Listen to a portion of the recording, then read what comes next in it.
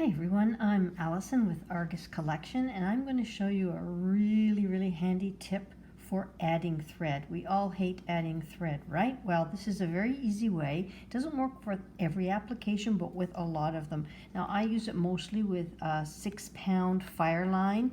You can do it with 8-pound fire line. However, I have to warn you that, as you'll see, the little knot that's created when I add the thread, here you can see it down here, the thread I'm going to add, will be too big to go through some of the smaller beads.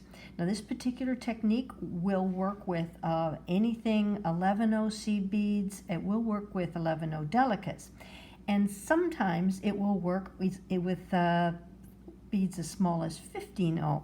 But one thing you have to be very careful is if you know you're going to have to go back through a bead a few times, be very careful with adding thread this way. It'll be fine with 11/0, but if you get to the delicas or the smaller seed beads, then you could run into trouble. Anyway, this is a really handy and great technique. So there's your fire line, and it works. This will not work on things like silk because, as you see, you need an end, something that's microfused or nylon in order for the attachment to hold. So here's what we're going to do. So there's my fire line. I'll just put that off to one side. Now, you do need a thread burner. I'm using my Wildfire thread burner, but there are other models. It doesn't really matter.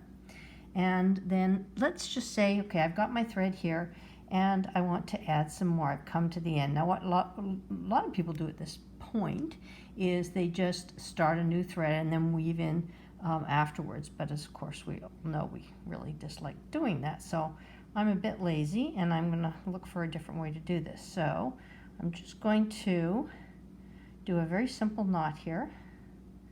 If I can see it, I will do it. Simple knot. Okay, so it's just a basic knot like that, overhand knot. Then what you're going to do is you're going to cut off both of the ends. I forgot my scissors. You do need scissors. Okay, here's the end here. So I'm going to cut off both of the ends, just like that. Leave enough, and just a little bit you need. Okay, so there's my ends. They don't have to be even or anything.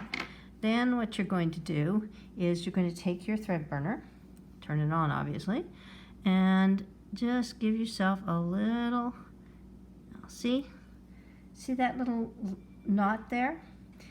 If you have a bit of fraying at the end, you may want to burn it again just to make sure you get a nice even knot. There we go. Okay, that's I'd call that pretty much perfect. Okay, we're all done with that. Now what you're going to do is simply pull tight. There you go, and it's done. And this will not come apart. It's a really excellent way of attaching thread. And there, I've attached more thread, and away I go. There it is. Simple, easy. As I say, just if the first few times I did it, I didn't get the knot quite right, and it did pull through, no big deal. Just snip off some more and tie it again. That's it. Adding thread the lazy woman's way.